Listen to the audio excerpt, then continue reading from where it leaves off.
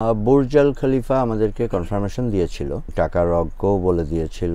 তাদের আসলে 3 মিনিট 5 মিনিটের স্লট, আমরা 1 মিনিট চালাতে চেয়েছিলাম, 1 মিনিট শাকিব খানের বার্থডে উইশ করতে চেয়েছিলাম। তারা বলেছিল 3 মিনিটের টাকাই দিতে হবে 1 মিনিট চালালেও। আমরা রাজি হয়েছিলাম, তারা যেভাবে চেয়েছিল ঠিক সেভাবেই পাঠিয়েছিলাম। একদম এন্ডে যে তারা বলল যে কোনো রিজন তারা দেখায় নাই কেন তারা না করতেছে, তারা জাস্ট বলছে যে আমরা এই মুহূর্তে রমজান মাসে আমরা চালাতে পারতেছি। আমরাও করব, সেও করবে। আচ্ছা আচ্ছা।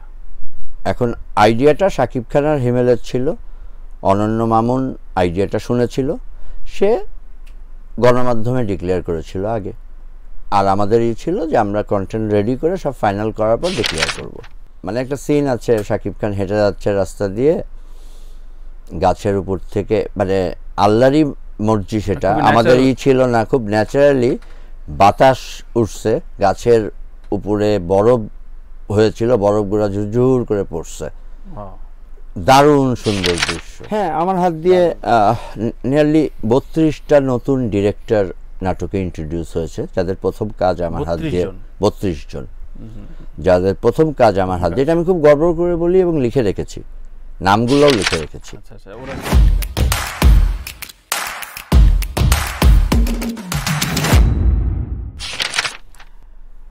আসাদ ভাই, আপনি সম্প্রতি পাইরেসি শঙ্কায় অলরেডি ডিবি প্রধানের সাথে একটা মিট করেছেন এবং এক ধরনের আড্ডাও হয়েছে। পাইরেসি শঙ্কাটা প্রিয়তমার সময়ও ছিল, সো এই বিষয়ে আপনার একটু মানে অভিজ্ঞতা এবং এবারের স্টেপগুলো একটু শুনতে চাচ্ছি। না দেখেন, পাইরেসির সংখ্যাটা তো আছে আসলে আমাদের দেশে, কারণ আমাদের যে ডিস্ট্রিবিউশনের যে চ্যানেল, এই ডিস্ট্রিবিউশনের চ্যানেলে পাইরেসি করা সম্ভব খুব সহজেই। তো এই জন্য প্রিয়তমার সময় আমি প্রশাসনের হেল্প নিয়েছিলাম, প্রশাসনকে রিকোয়েস্ট করেছিলাম, প্রশাসন আমাকে সাপোর্ট দিয়েছিল। আচ্ছা, যে যে জেলায় বা থানায় হল ছিল সেই থানা থেকে আমি সাপোর্ট একটা পেয়েছিলাম। তো এইবারও আমি আশা করছি যে ওনাদের মানে একটা সুদৃষ্টি থাকবে আমাদের প্রতি। আর ডিবি প্রধান আসলে আমার বন্ধু মানুষ, আমরা ঢাকা ভার্সিটিতে পড়াশোনা করছি একসাথে, ব্যাচমেট। ও আচ্ছা। তার বাসায় আসলে ইফতারে গিয়েছিলাম, সেখানে এটা নিয়ে আলোচনা হয়েছে। আচ্ছা, ইফতার পাশাপাশি আলোচনা, সেখানে শাকিব খানও ডিবি প্রধানের ছোট ভাইয়ের মতো, ডিবি প্রধান তাকে এবং আমাকে দুজনকে একসাথে তার বাসায় ইনভাইট করেছিল। ইফতারের ফাঁকে আমাদের আলোচনা হয়েছে যে আসলে তো পাইরেসিটা একটা প্রবলেম, ছবি খুব ইজিভাবে ডিস্ট্রিবিউট করা খুব প্রবলেম বাংলাদেশে। আপনি যদি প্রযোজক হতেন আপনি বুঝতেন কতখানি কষ্ট, ছবি বানানো যত সোজা, ডিস্ট্রিবিউশন করা ততখানি কষ্ট। তো ডিস্ট্রিবিউশন করতে গেলে অনেক প্রজাতির মানুষের হেল্প লাগে, সেই বিষয়ে আলোচনা ডিবি প্রধানের সাথে আমরা আলোচনা করেছি, আমি আলোচনা করেছি।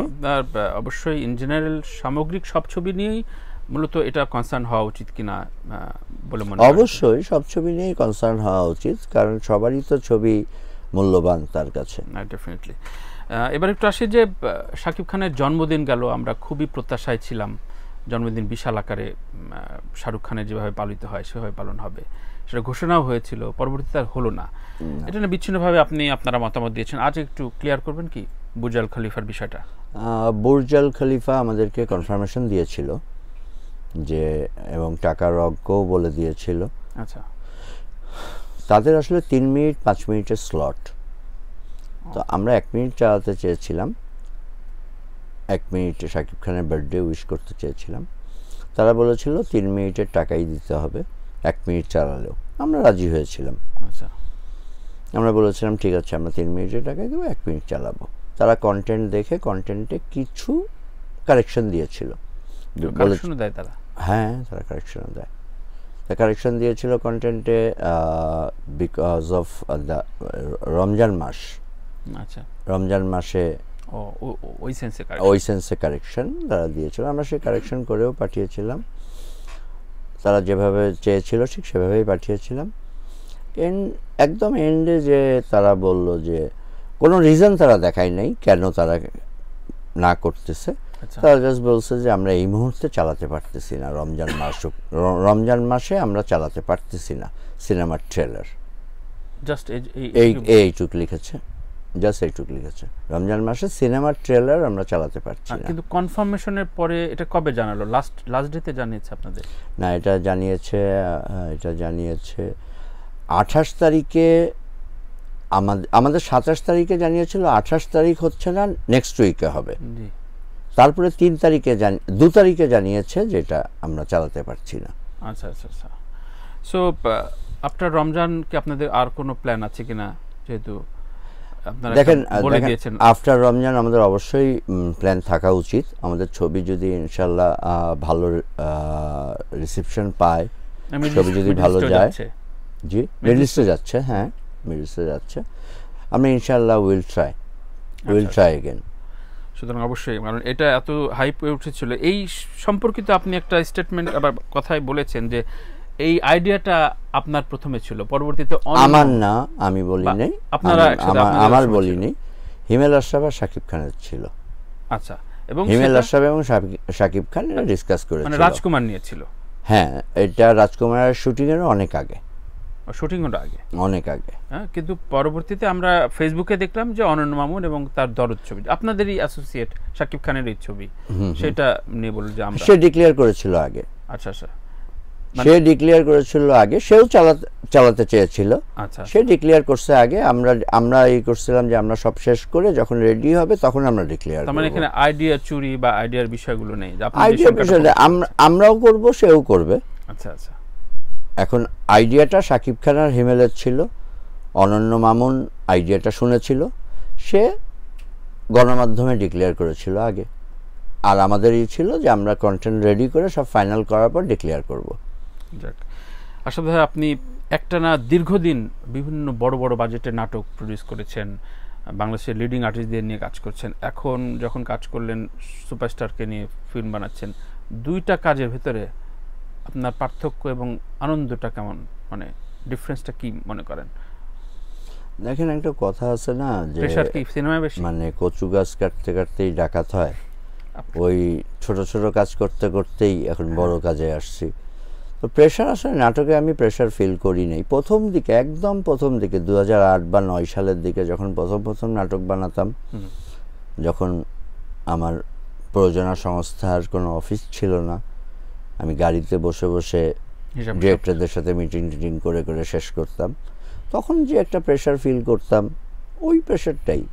এরপরে নাটকে আর কখনো প্রেশার ফিল করিনি। আর সিনেমাতে এসে দেখেন 2015-16তে যখন সিনেমা বানিয়েছি তখন একটা প্রেশার ফিল করছি, প্রথম দুটা ছবি যখন রিলিজ দিয়েছি, ইউটার্ন, সুলতানা বিবিয়ানা, তখন প্রেশার ফিল করেছি। প্রিয়তমা বানাতে এসে আসলে আমি প্রেশার ফিল করেননি। না, বানাতে এসে আমি কোনো প্রেশার ফিল করিনি, কারণ শাকিব খান এত ভালোভাবে কোঅপারেট করে পুরো প্রজেক্টটা উঠিয়ে দিয়েছে। অল্প সময়ে, হ্যাঁ, শাকিব খান এবং হিমেল আশরাফ যৌথভাবে কাজ করে যেভাবে প্রজেক্টটা সাকসেসফুল করেছে, আমি কোনো প্রেশারই অনুভব করিনি। আচ্ছা আচ্ছা। তারপরে রিলিজ হওয়ার পর তো ইতিহাস আপনারা সবাই জানেন, তো আমার তো প্রেশার পড়ার কিছু নাই। আচ্ছা। এরপরে রাজকুমারে আসলে শুটিং করতে যেয়ে কিছু প্রেশার পেয়েছি দেশের বাইরে আবহাওয়াজনিত কারণে, এবং এখান থেকে ক্রু না নিতে পারার কারণে ওখানকার ক্রু ভাড়া নেওয়ার, ওখানকার ক্রু আমরা কাজে নেওয়ার জন্য ফাইন্যান্সিয়াল একটা প্রেশার, সেটা আমরা অনুভব করছি। আচ্ছা আচ্ছা। আর ওয়েদার একেবারেই আমাদের ফেভারে ছিল না, -6, -4, 2, 1 এরকম ছিল প্রথম দিকে, শুটিংয়ের প্রথম দিকে। আমরা তো 18 দিন কাজ করছি। আমি 14-15 দিন এর মাথায় যখন শুটিং, তখন আমি গিয়েছিলাম, তখন টেম্পারেচার ছিল 0, -1 এরকম। সেটাও তো আমাদের জন্য অনেকই, কিন্তু তখন তারা ইউজ টু হয়ে গেছে, তখন অলরেডি তারা ইউজ টু হয়ে গেছে, তারা খুব ইজিলি কাজ করতেছে। সো ওই ওয়েদার কিন্তু আবার পে করবে, মানে স্ক্রিনে সেটা বোঝা যাবে। আচ্ছা আচ্ছা কারণ মানে মানে একটা সিন আছে, শাকিব খান হেঁটে যাচ্ছে রাস্তা দিয়ে, গাছের উপর থেকে, মানে আল্লাহরই মর্জি, সেটা খুবই আমাদের natural। ছিল না, খুব ন্যাচারালি বাতাস উঠছে, গাছের উপরে বরফ হয়েছিল, বরফগুলো ঝুরঝুর করে পড়ছে, Wow, দারুণ সুন্দর দৃশ্য, আচ্ছা দারুণ সুন্দর। এটা ন্যাচারালি, যেটা ব্লোয়ার টোয়ার লাগায় করতে হয়, কিন্তু এরকম পেয়েছি আমরা। এরকম কিছু কিছু বেনিফিটও আমরা ওয়েদারে পেয়েছি। যাক, ছবিটা আপনি তো অবশ্যই দেখেছেন, আপনার বাবা মা আগে দেখেছে কিনা? আমি ছবি দেখিনি। এখনো ফুল ছবি দেখেন? না, আমি ছবি দেখিনি। এটা কি আপনি দেখেন না একদম? আমি ছবি দেখি না। আচ্ছা আচ্ছা, যাক, আপনার এই ছবিকে কেন্দ্র করে মূলত এবারের ঈদ এবং সবাই যে কেউ এই এটা আমার অনেক ভালো লাগার একটা বিষয়, আমার ছবিকে কেন্দ্র করে এবারের ঈদ। এবং আমার প্রত্যেকটা ইন্টারভিউতে প্রত্যেকটা আর্টিস্ট, পরিচালক বলছে রাজকুমার দেখেন, তার সাথে আমার ছবিটাও দেখেন। সো আমি অনেকে বলেছি যে আপনি তাহলে একজনের উপর ভর করে তো ঈদটা পার করতে চাচ্ছেন। তো আপনার কাছে কেমন লাগে যে না ঠিক আছে, সেকেন্ডারি সবাই একটা সেকেন্ড থট নিয়েই এগোচ্ছে, ফার্স্ট বয় আছে, আমি সেকেন্ড হইতে আসছি, কেমন লাগে আপনার ফিলিং কে? দেখেন, আসলে ফার্স্ট বয় সেকেন্ড বয় এইভাবে আমি আমার ফিলিংস চিন্তা করি না। আমি একটা কন্টেন্ট বানিয়েছি, ভালো কন্টেন্ট বানানোর চেষ্টা করেছি, বাদ বাকি দর্শক বলবে। আমি ফার্স্ট বয় হয়েছি না সেকেন্ড বয় হয়েছি আমি জানি না, কে বলছে সেটাও আমি জানি না। আমি দর্শককে ভালো কন্টেন্ট উপহার দেওয়ার চেষ্টা করি, ভালো কন্টেন্ট আমি বিশ্বাস করি আমি বানিয়েছি। আমি বিশ্বাস করি আমার সর্বোচ্চ মেধা, আমার সর্বোচ্চ পরিশ্রম, আমার ডিরেক্টরের সর্বোচ্চ মেধা, আমার ডিরেক্টরের সর্বোচ্চ পরিশ্রম, আমার টিমের সর্বোচ্চ মেধা, আমার টিমের সর্বোচ্চ পরিশ্রম দিয়ে আমরা দর্শককে একটা সুস্থ বিনোদন, ভালো ছবি উপহার দেওয়ার চেষ্টা করছি। বাদবাকি রেজাল্ট ছবি রিলিজের পরে জানা যাবে।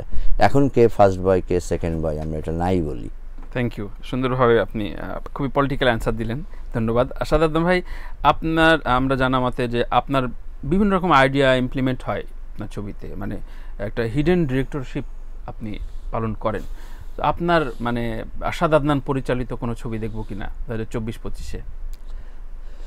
আমার তো অনেক ইচ্ছা, আমি একটা ছবি ডিরেকশন দিতে চাই, আমার ইচ্ছে আছে, মনের গভীর ইচ্ছে আছে। কারণ বহুদিন তো ক্যামেরার পিছনে কাজ করলাম, হ্যাঁ, বহু নাটকে ক্যামেরার পিছনে দাঁড়িয়েছি, বহু ডিরেক্টরের সাথে দাঁড়িয়েছি, বহু আইডিয়া শেয়ার করছি, বহু ক্যামেরাম্যানের সাথে দাঁড়িয়েছি, বহু পরিচালকরেও বানায় নিলেন আপনি। হ্যাঁ, আমার হাত দিয়ে নিয়ারলি 32টা নতুন ডিরেক্টর নাটকে ইন্ট্রোডিউস হয়েছে, যাদের প্রথম কাজ আমার হাত দিয়ে 32 জন, যাদের প্রথম কাজ আমার হাত দিয়ে, এটা আমি খুব গর্ব করে বলি এবং লিখে রেখেছি, নামগুলোও লিখে রেখেছি। আচ্ছা আচ্ছা, ওরা পরে স্বীকার করুক না করুক, না স্বীকার তো তারা করেই, তারা তো স্বীকার করে। আমরাও জানি যে আপনি যে পরিমাণ সাপোর্ট দিয়েছেন, শুরু সাপোর্টটা সবচেয়ে বেশি জরুরি। হ্যাঁ, প্রথম কাজটা সবারই জরুরি, সবারই জরুরি প্রথম কাজটা। তো বহুজনের সাথে কাজ করার অভিজ্ঞতা থেকে আমি মনে করি যে, যেমন আপনি বললেন যে একটা হিডেন ডিরেক্টরশিপ থাকে, দেখেন হিডেন ডিরেক্টরশিপ বলতে আমার যে ব্যাপারটা থাকে সেটা হচ্ছে আমি আইডিয়া শেয়ার করি ডিরেক্টরের সাথে, আচ্ছা, স্ক্রিপ্ট অনুযায়ী। ছবি শুটিংয়ের আগে কিন্তু আমি 100 বার স্ক্রিপ্ট পড়ি, মানে বারবার ডিসকাশন শুরু হয়, বারবার ডিসকাশন হয়। আমি লোকেশন শেয়ার করি, আমার দেখা লোকেশন, আমার না দেখা লোকেশন, আমার না দেখা লোকেশন থাকলে সেই লোকেশনটা দেখতে যাওয়া। আচ্ছা, এইভাবে আমি ছবির শুটিংয়ের আগে ছবির সাথে জড়িত থাকি। তারপরে শুটিং যখন সব লক হয়ে যায় তখন তো শুটে নেমে যায়, তখন তো আমার আর কাজ নাই, তখন যে আমি আর শুটিংয়ে হ্যাম্পার করি না। শুটিং শুরু হওয়ার আগ পর্যন্ত আমি খুব জড়িত থাকি, একদম